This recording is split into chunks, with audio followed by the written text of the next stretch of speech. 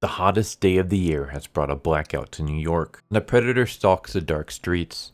A predator unlike any other. Skinner has no clan or code, so no one is safe, including MJ, who finds herself trapped on a stalled subway deep beneath the city. Peter searches the bloody history of this new enemy while invading Detective LaPearl, and Kraven begins his hunt for the ultimate hunter. So yeah, this is Predator vs. Spider-Man issue number 2 from Marvel Comics. If you want to recap, you can just watch my video on issue number 1, but there's a blackout going throughout the city because it is hot as hell, and we have some crew workers trying to fix the electric grid, which this makes a lot more sense that the heat blew out the power, because in the last issue they made it seem like it was the detective who ordered a shutdown of the power in the city so that the story of this Skinner serial killer wouldn't get loose and scare the populace. Like, that's the way that the first issue read. I was like, there's no way a police officer has that kind of power. So it makes a lot more sense for it to be because the heat basically fried the grid, because that's happened a lot of times here in California,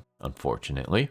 So yeah, we have a worker. He goes down to the sewers to check out what's going down there, if there's like something wrong with the wires. And while there, he hears a scream and he hears someone asking for help. So he follows the noise and he sees a subway train with blood smeared all over the windows, which you would think that would be the first sign, like, hey, maybe I shouldn't go investigate. Maybe I should go get some help first, get some more people down here or something.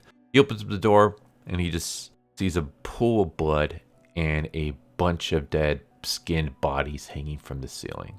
And once again, he doesn't decide to run away. And I'm like, this dude has no survival instinct in him whatsoever. And we see where the help is coming from. It's coming from the Predator. Predator's wearing a skin mask and it rips it off and attacks the guy. And as it's killing the worker, MJ and the girl that she met in the previous issue decide to use this to their advantage to make their escape. Meanwhile, we cut to Peter and his face looks very freaking weird here. The artwork for this issue has been pretty good for the most part, but this one panel of Peter's face, oh man, there's just something off about it. But there's a knock on the door. He thinks it's MJ. He goes to open it. It's actually the Detective LaPearl, and she almost sees him in his Spider-Man suit, and he immediately slams the door on her. And basically she believes that Peter might be involved in the killings because he snapped some photos of the crime scene in issue number 1. That pissed her off because that was her crime scene that he snapped photos of and put in the newspaper. And second, she started to wonder, like, maybe you're the killer, maybe you went back to the scene of the crime. Peter just basically argues with her before he gives information like, hey, there's another crime scene, you can find it at this location, and then he dips out, which just basically makes him even more of a suspect to the detective, because like, how the hell would you know about another crime scene? But yeah, we see him just going through the city, and he goes to the library where I mentioned this in the previous issue. He does it here again, and it just, for some reason, it really annoys me. It could just be a very small nitpick. It probably doesn't bother anybody else, but for me, it just annoys the hell out of me. It's just one of those things that for some reason just angers me. Is Peter is doing research in the public library with his mask off. And yeah, you can say, well, the public library is closed, no one will be able to get in. There are cameras though in the public library. And again, you can probably say, well, pirate, the electricity is off, so cameras wouldn't work anyways. Well, I mean, there are such things as backup generators, and also you have no idea when the power is going to come back on. I just find it weird that Peter would have his mask off while in public places while wearing the rest of the Spider-Man suit. I don't like Peter taking his mask off in public places where he can be caught and then his identity can be easily revealed. There's no reason for him to take his mask off. It almost just kind of feels like one of those moments where like you're watching a TV series and the character should be wearing a mask, but the actor doesn't want the character to wear a mask all the time because they want their face to be revealed.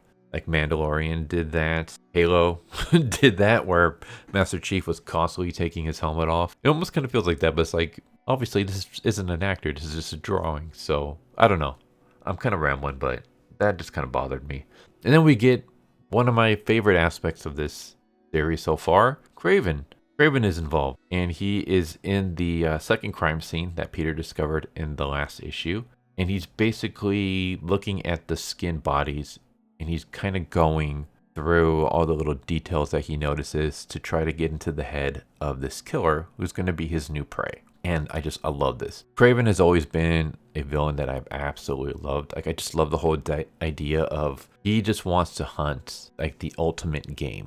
That's why he goes after Peter Parker. That's why he goes after other characters. It's because he wants a challenge. He's hunted all the big animals that he can, and now he wants to hunt something even more dangerous. And I just love the idea of Kraven trying to hunt down a rogue predator in New York. Like, that just sounds like it could be a really cool story. Like, I would read a story of just that, where Kraven as the main character. You don't even need Spider-Man or anything like that. Just Kraven trying to hunt down a rogue predator in New York City. That would be awesome. But yeah, I just love this whole scene where he basically just goes through everything, and he just kind of notices all these things. Like, he notices that it's taking body parts, and it doesn't take money, so he doesn't care about money. It only cares about flesh and blood and bone. Basically, he notices if you're taking these parts and they're not here, you have to be taking it somewhere.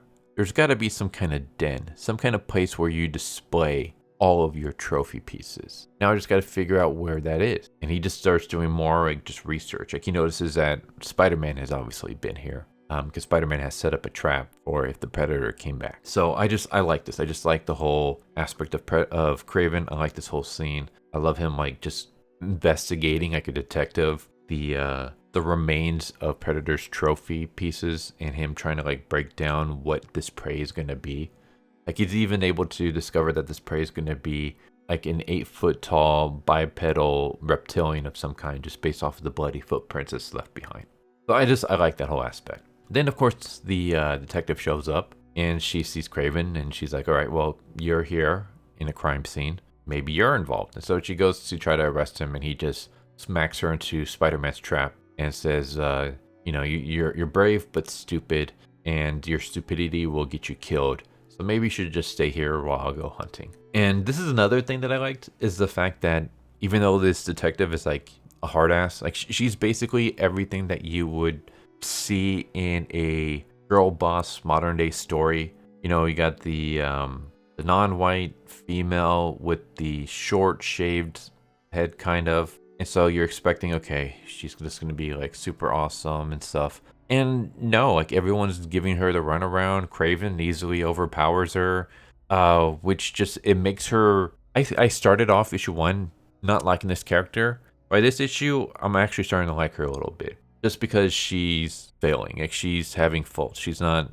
able to girl boss her way through things. She tries to confront Peter, and he easily escapes her clutches and dips out. She goes to confront Kraven, and he easily like just overpowers her. It's not even like a fight. It's basically she goes to throw handcuffs on him, and he just straight up throws her into a trap, and that's it. Like, he easily steamrolls her. So I like the fact that she's struggling, because that always makes characters more, to me anyways, it makes them more interesting. If they're just constantly like solving everything so easily, it's boring as hell. But the fact that she is struggling to get to the bottom of this, it makes her story more intriguing to me. But yeah, I'm gonna be skipping a bunch of stuff. We do get stuff with MJ, but I'm gonna be skipping all that because I want to just talk about one interesting aspect, is the fact that when Peter put the pictures of the crime scene in the newspaper and got it out there, somehow that photograph, it was pretty much like a visual signature.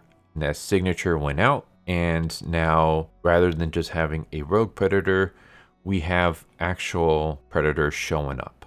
So I'm assuming these ones are not rogue predators. These ones are like, you know, probably affiliated with some kind of blood crew or whatever. I forget what the hell it's called. But basically, these are the predators that have rules. Those rules are that they only go after warriors or dangerous threats. They don't go after innocents. They won't go after someone who's harmless.